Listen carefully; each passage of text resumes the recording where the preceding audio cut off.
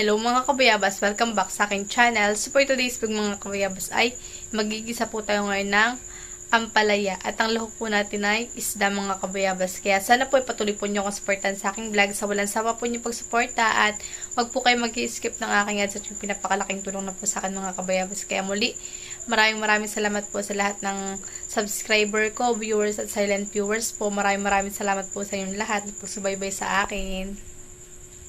Si mga kabayabas na naglilinis ng isda at ako po yung magpiprito na ito mga kabayabas.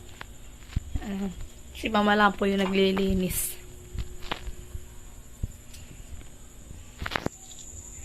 Saka dito po ay may tubig na may asin.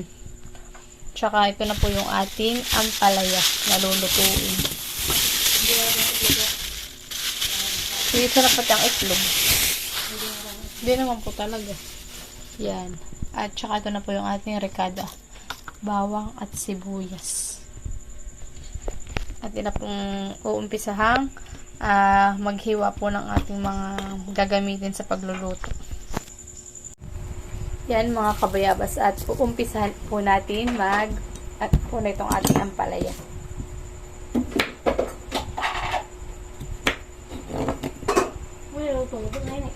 Alin po? Walang asin. Wala po ako doon niluto. Nakawali. Wala po ako doon niluto. Kanina pa po yung mga ganyan eh.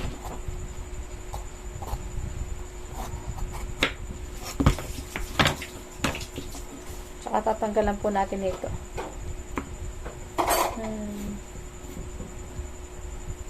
Ano kaya? Hindi kaya ito mapait.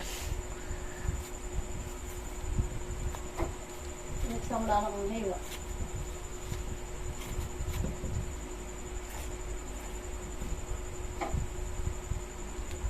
Yan, at wag po kayo mag-skip ng aking ads mga kabayabas. At yun po yung napakalaking tulong na po sa akin.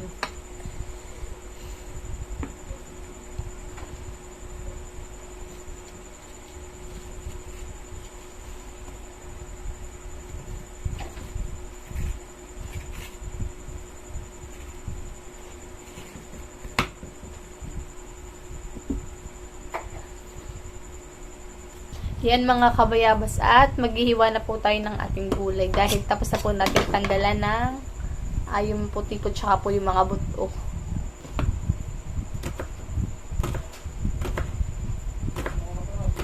Atin lang pong pipino yung maninipis laang po mga kabayabas at baka po hindi mo pa ito. Oo nga, maraming ang anak ay parang 3-4.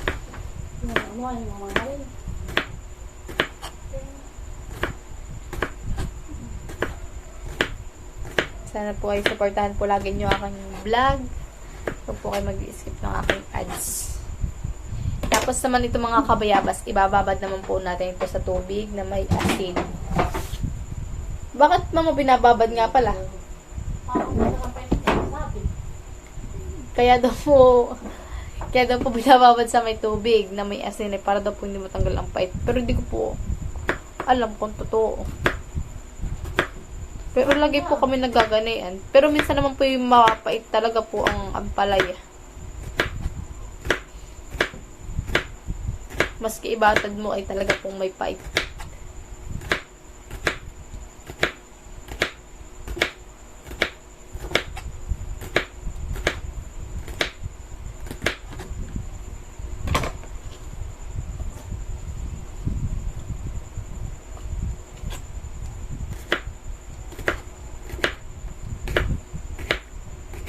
Magpiprito pa po tayo ng isda. Kasi magluluto po tayo ng ating ulam.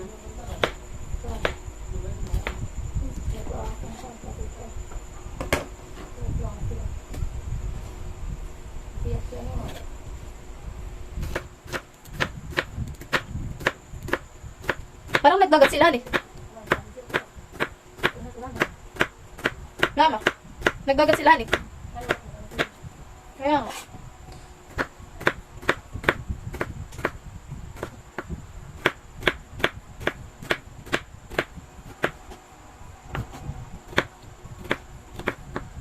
Rekado naman po mga kabayabas ngayon ng ating hihilisin. Binabaltan muna po pati natin.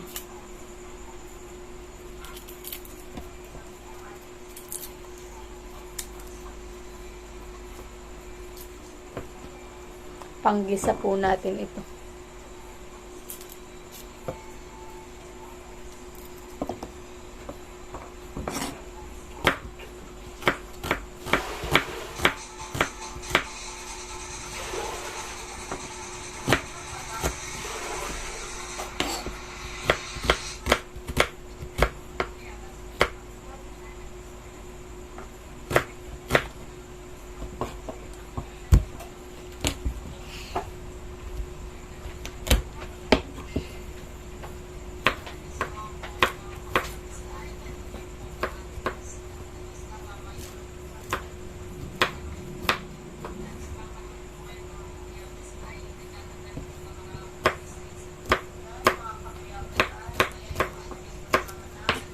Yan. Tapos na po tayo mag-hilis po ng rekado at saka po itong ating gulay. At tayo naman po ngayon ay magpiprito po na isda mga kabayabas. At yun po yung may panglahok po natin sa ampalaya.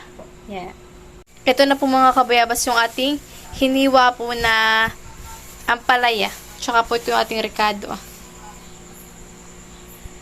Yan mga kabayabas at nilagyan na po natin ng mantika. Tayo po ay magpiprito po pag yan po ay mainit na yung ating mantika ng isda. Yan mga kabayabas at tayo po ay may sinaklang na po dito na isda. Piniprito na po natin. Tapos tatakpan muna po natin hanggang maluto. Yan mga kabayabas at nabiling na po natin yung ating prito. Yan mga kabayabas at may nakasaklang po ulit tayo at ito na po yung naluluto.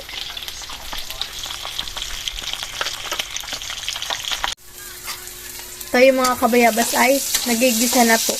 At tayo po din nagigisa lang dito mga kabayabas sa pinagprituhan po natin ng isda.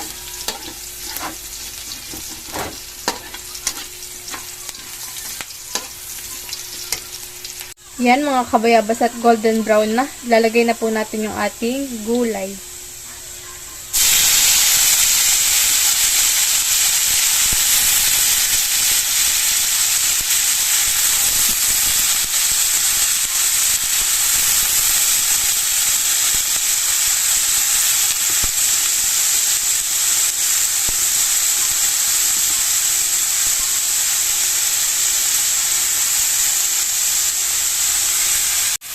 Ngayon naman po, haluin po natin.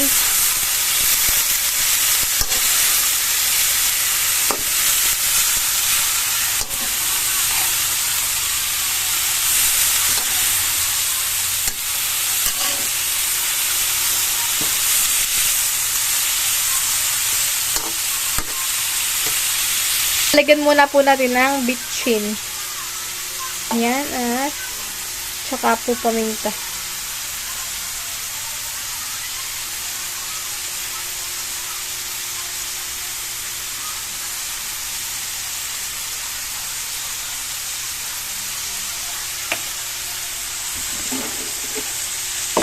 Tapos po ay kaunting asin. Yan, ito nilagyan na po natin ng mga pampalasa.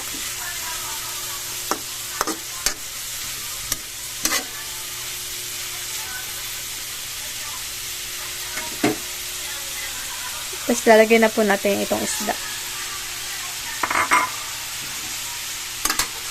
Mga lahok.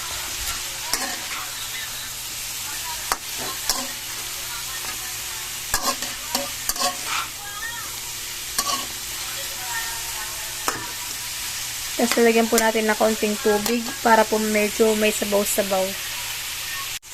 Lalagyan po natin ng kaunting tubig.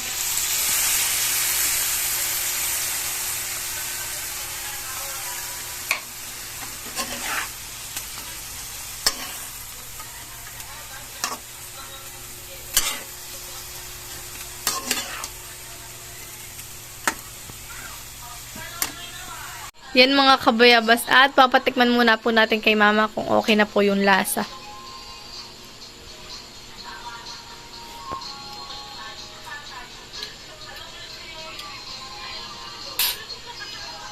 Pait. Ha?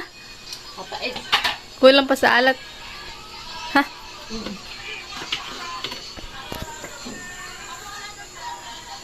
Ay, yung gulay. Ito mga kala na papay. Ito na papay. Hapon. Luto. Ay, takpan mo muna po. Pag sila ko, baka malabog. Sabi mo sa akin. Titingnan na po natin mga kabayabas at luto na po siya. Luto na mga kabayabas ang ating nilutong ampalaya. Yan mga kabayabas at kakain na po kami. Kain po tayo mga kabayabas.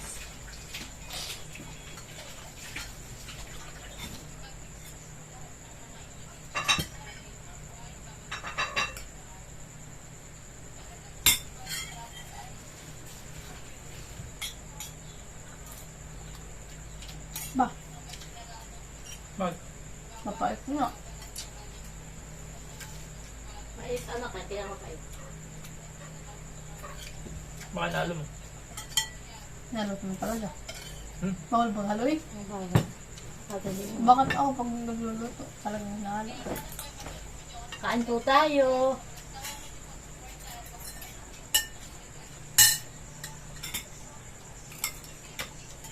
Sarap ng luto mo, anak. Masarap. Tapos nga lang mapait. At ang ganito. Matagilid tayo, kaya mapait. Kung mapagtag-ulan. Kapdo daw, sabi ni Papa. Kaya ang lagi sa papa yan.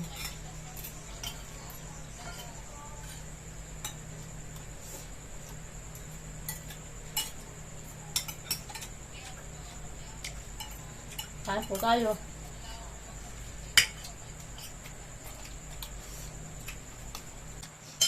Ang dami naman natin. Bakit yan? Ito na dito. Ito na nakakita na ito. Hindi. Ito na pinaya sa ito dito. Gawin mo ilo ng hindi nakapasok. Ano, alay.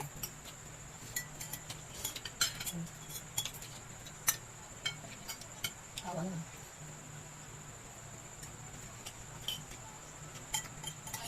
Siguro naman kaya ito ng bahay. Ay, ito ba?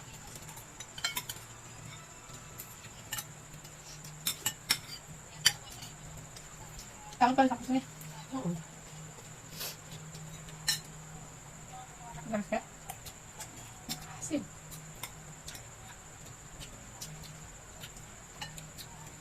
Asin na. Asin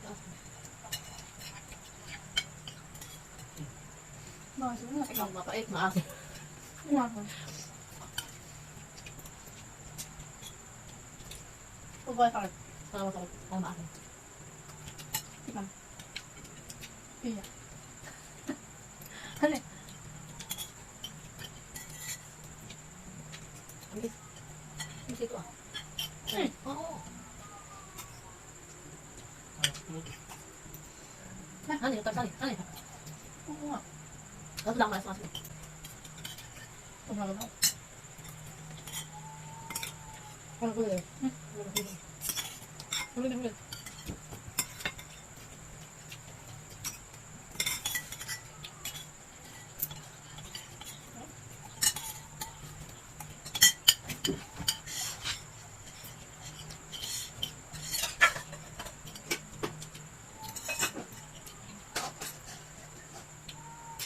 Ilaw.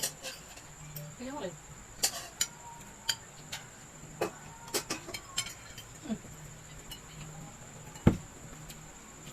Yok, lanok lang sa ito. Kung may kamatis, tanggal ang unan. Wait. Lumakang kami mga naday na sila. May ulagan. Hindi. Ano yung mga pa ano eh.